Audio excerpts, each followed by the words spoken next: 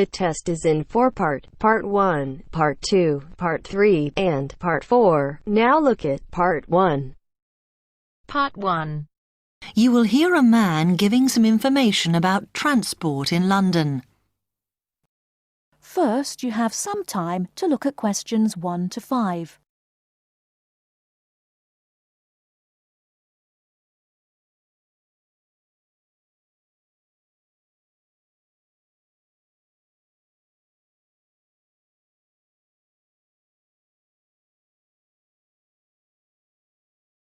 Now we shall begin. You should answer the questions as you listen, because you will not hear the recording a second time. Listen carefully and answer questions 1 to 5. Hello, can I help you? Yes, I was wondering what the best way was for me to get around London. Well, there are a lot of possibilities. As you probably realise, the main ways to get around are bus, train and tube. The Underground. It depends how much you want to spend. All forms of transport offer special tickets, such as cheap day returns on the trains and so on. Overall, you'll spend less on the bus, as it operates on a basic flat fare for each journey. But of course it may not go to where you need to travel to. The mainline trains only operate in the outlying areas, though a few cross London, whereas the tube has stations which are placed in central areas of the city, close to the main sites and shops. Obviously there are more bus stops, but you will probably have to change buses to get where you want, which can be inconvenient. You will find that the buses are mainly in the central areas, but some tube lines go quite a long way out of London, so you could use this for longer journeys. Having said that, the tubes do get very crowded, so you should use the train if you want to sit down. It does depend where you're travelling to. Well, I'm living on the outskirts, but I have to travel into London to college every day, and then around London when I'm here. OK, so time is going to be an issue for you. The tube should be fast crossing London, but quite honestly, there are so many delays that it's not very efficient. Again, the train has fewer stops, so is probably your quickest option to get to and from college. Of course, which service you use might depend on how frequent it is. I mean, the trains might only be every 20 minutes or whatever, but a timetable is published to save you hanging around. There are a lot of tube trains at busy times of day, but fewer at other times, whereas the buses run every 5 minutes through most of the day, and there are night buses. But you'll need to check out your route first. Before you hear the rest of the conversation, you have some time to look at questions 6 to 10.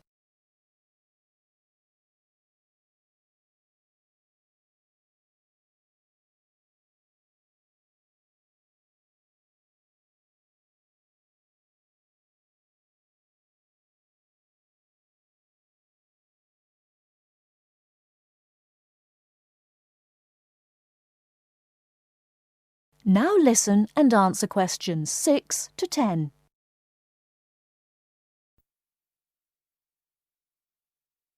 OK, thanks. How can I get from here to Hackney then? Right, well, you can choose.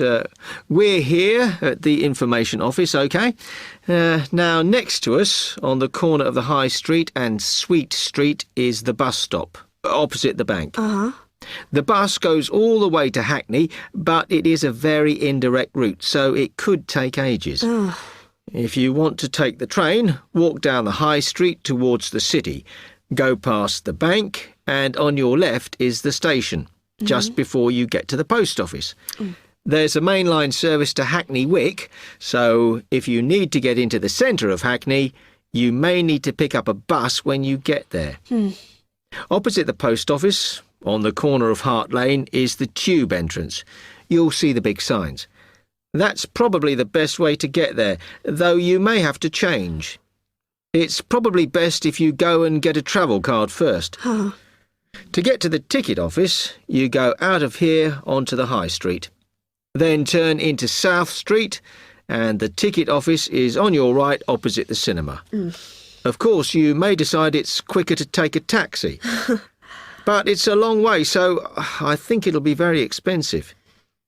If you do want to get a cab, then the rank is outside here, just opposite the office.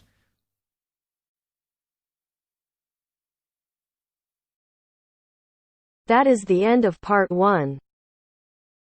You now have half a minute to check your answers.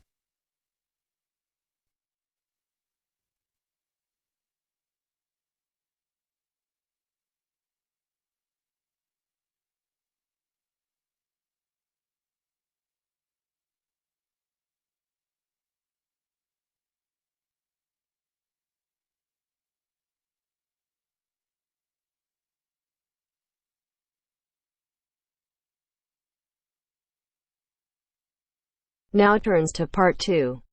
Part 2. This morning we are going to look at the issue of cloning. I'd like to begin by looking at some examples of animals that have been cloned before moving on to looking at how cloning is defined. First, look at questions 11 to 13.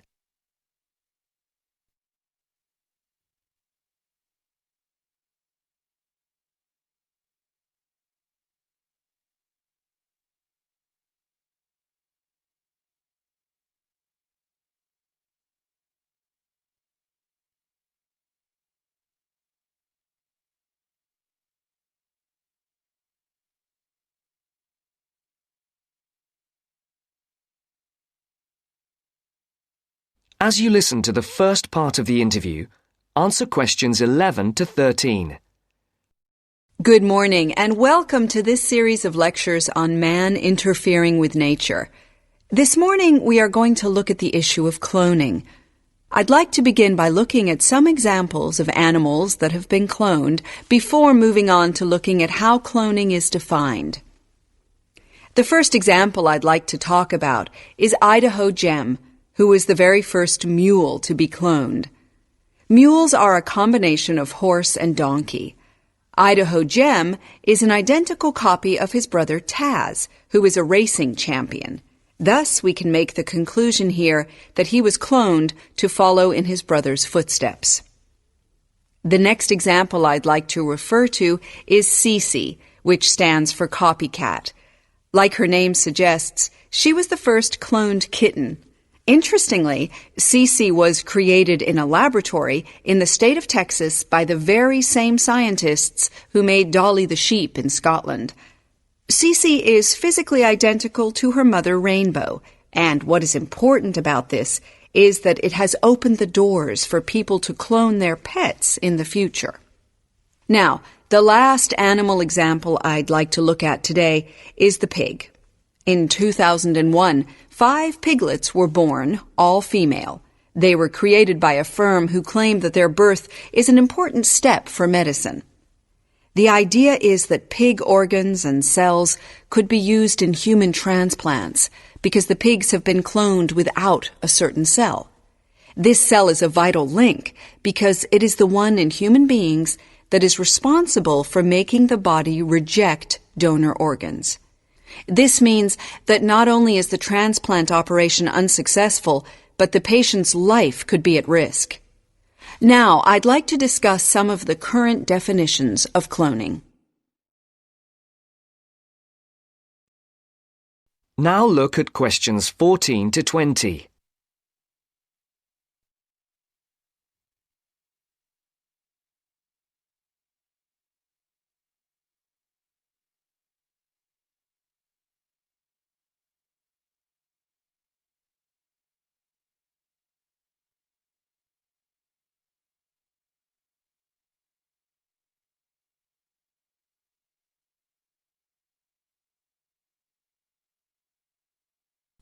One kind of cloning, the kind commonly found in plants, occurs when plants reproduce themselves around the original plants, known as the parent plants.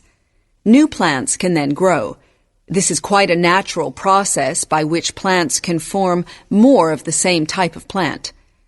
Though you may not be aware of it, Another type of cloning happens quite naturally in your body when old cells need to be replaced. Cells in your body split into two and make new chromosomes, and it is the chromosomes that contain our genes.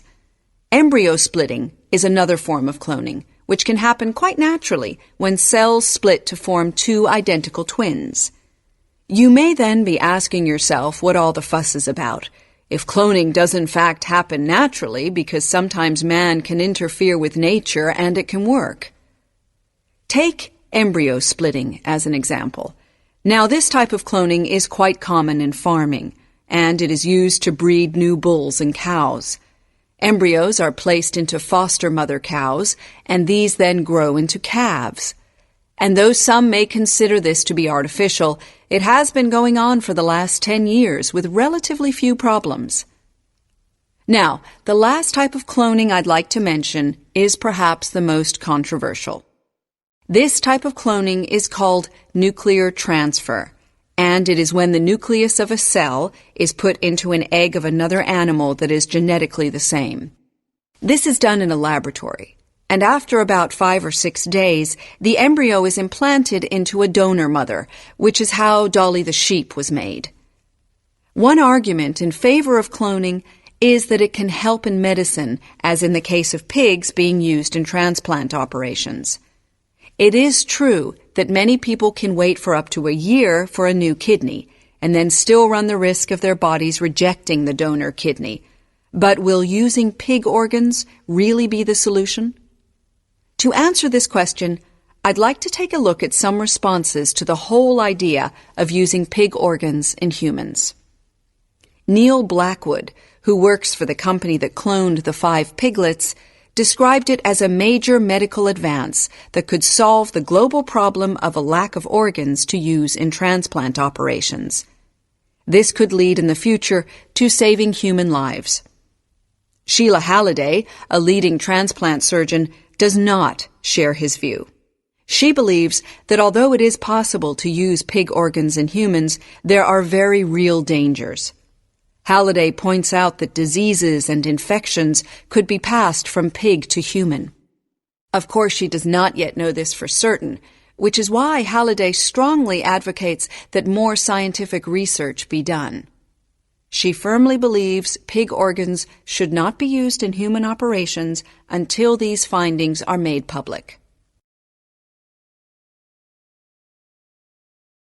That is the end of part 2. You now have half a minute to check your answers.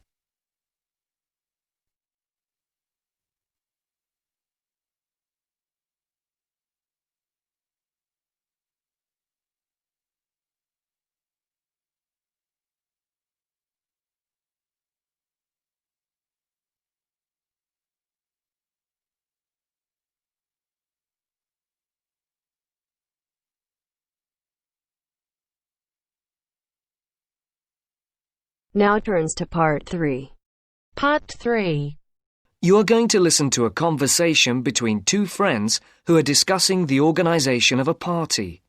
First, you have some time to look at questions 21 to 25.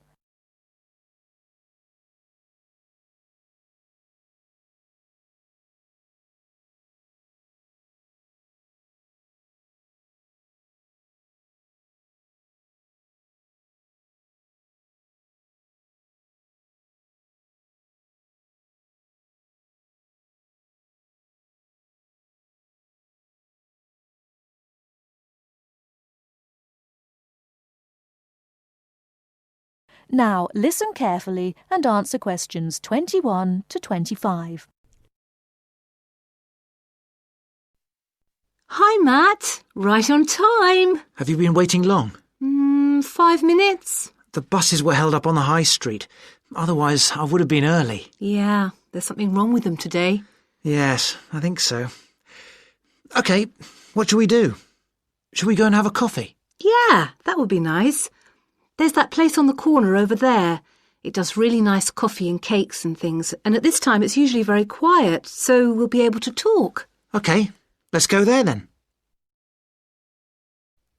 So, when's the party going to be? Well, it has to be at the end of September, before we all leave for university. We've plenty of time then. We don't go for another 5 weeks, do we? Well, we haven't really got that much time, if you think about it. There are only a couple of weeks at the beginning of September when all of us are around.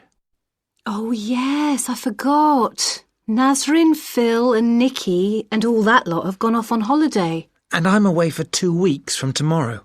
So, what does that leave us then? As far as I know, we're all here between the 19th and the 30th of September. Will Sandra be around then? I know that she has a whole string of family birthdays at that time, and she might not be available. Well, let's make a note of that, and we can contact her about it. OK. Shall we settle for the 21st of September then? What day is the 21st? It's a Saturday. Is that OK? That's fine.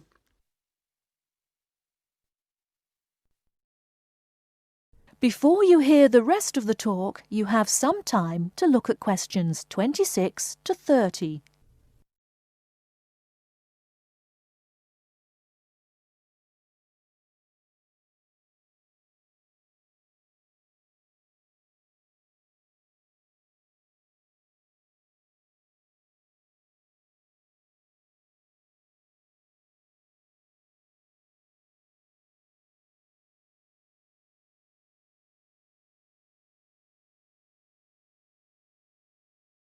Now listen and answer questions 26 to 30.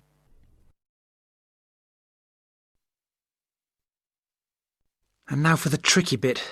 Where are we going to hold it? Well, I spoke to Nikki last week and she volunteered her place as they have a huge house and garden. Oh, fantastic. Will her parents be around? Yeah, I think so, but she said they won't mind. Oh, right. Well, my parents wouldn't like it at all. Nor mine. But is it definite? Yes. When I spoke to her, she said it was definitely on. I'll just have to confirm the dates with her. We thought it would be one weekend in September, so I'll just have to make sure that that one is okay. One thing Nikki suggested, we could have a daytime party, as we could be outside if the weather is fine. Oh, wow. How far out does she live? It's not that far. Do you know where West Road crosses the bridge? Yeah. It's the first house on the right, with that huge drive up to the front door. Oh, right. I know exactly where it is. The road is off the A33 and runs north, then over the bridge and first on the right. I know it. Oh, the place is amazing. You know it has a big swimming pool. Does everyone know where she lives? Most of her friends do, but not all. But it doesn't matter, as we can put this map Nikki sent me in with the invitation. How shall we do the invitation? We can do it on the computer. I can scan the map, and we'll put it all onto an A4 page. Is this the address? Can I just write the address down? It's 93 West Road, and I'll take the phone number. It's 477130. Right. There's one other thing. Yes? We're all giving £10 towards refreshments and food. There'll probably be a barbecue. Do you think that's enough? Oh, right. Yeah, that's fine. And everyone will have to help tidy up afterwards, including the boys. That is the end of part 3. You now have half a minute to check your answers.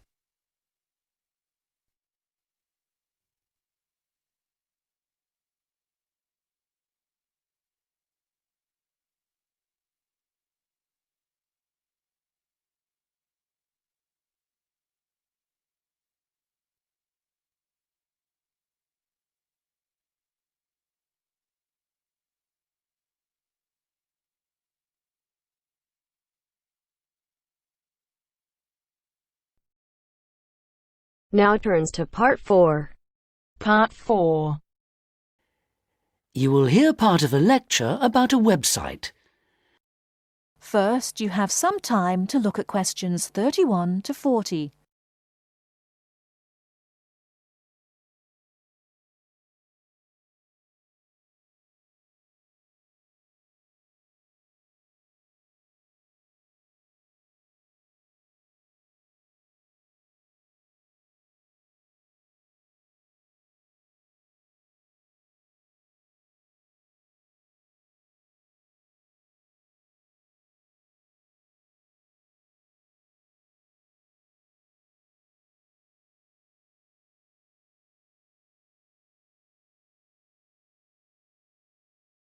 Now listen carefully and answer questions 31 to 40. Good afternoon. I'm Jenny Ironbridge, and today I'm going to be continuing my series of talks on information technology by looking at an innovative information source available on the internet. I'm sure you're all familiar with the strengths and weaknesses of the popular search engines like Google or Yahoo. Sometimes you can find what you're looking for instantly. At other times, searching for something which may or may not exist can be a frustrating and time-consuming experience. So, where can you go to get the information you want? The information source I want to talk about is called Wikipedia. As its name suggests, it's a form of encyclopedia.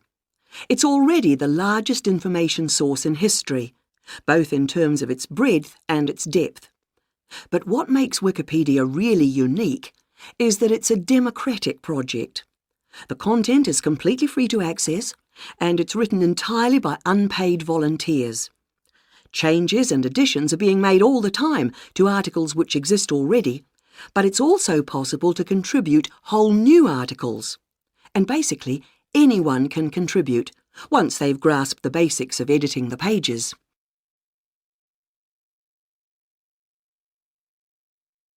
Let's look at how someone goes about editing Wikipedia articles. It's a very straightforward procedure which has been made deliberately easy so that people who have contributions to make are not discouraged from participating because of their limited understanding of information technology. Let's start by imagining that we are reading an article and we come across information that we consider to be incorrect or incomplete on a page of Wikipedia. First of all, we decide we'd like to change it. To do this, we click on the Edit button at the top of the page. This takes us to another page with a text box containing all the editable text on that page. It's at this point that we can input our changes in exactly the same way as we would if we were writing or editing a document we had created on our own computer. In other words, we can type, cut and paste, delete, and use all the normal word processing functions. When this has been done, and we've finished editing, we are then asked to summarise the changes we've made. This doesn't go into the main text box, but into a separate area below it. That's the main part of the process over with, but we need to make sure that the changes we've made are going to appear as we want them. A last check, if you like. In order to do this, we select the Preview option. If we're still not satisfied, we have the option of returning to the Edit stage and working through the same procedure again. Finally, if we're satisfied with the result, we simply click on Save, and our changes will take immediate effect.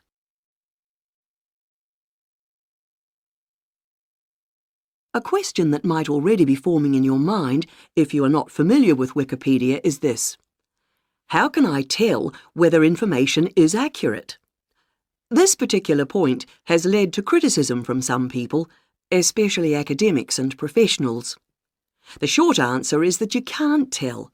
But if you think about it, how can you check the accuracy of information you read in a conventional encyclopedia, or in a newspaper, or on other internet websites? Besides, it's possible for contributors to Wikipedia to register with the organisation and, as named contributors, gradually build up a reputation for themselves as reliable sources of information. The other point to be aware of is that there are administrators who monitor contributions that are added by anonymous sources and check for biased, out-of-date or incorrect information. One of the problems that arises from the openness of Wikipedia is that vandals have got into the site to change and damage pages of information. So the administrators have a role in policing this too. Lastly, Wikipedia encourages editors to stick to certain rules, which help ensure the quality of entries. For example, contributors are expected to maintain a neutral tone in their writing, although perhaps it's impossible to be completely neutral. Also, entries are not allowed to include original research, which is intended to prevent contributors from simply submitting their own views. It's unlikely that the more conventional information sources will ever be completely replaced by Wikipedia or similar projects which may be developed in the future. But this is an ambitious experiment to democratise information, using modern technology to enable anyone and everyone to contribute to and access a common body of knowledge. And because it's free, it doesn't restrict access to those with the ability to pay. That is the end of part 4. You now have half a minute to check your answers.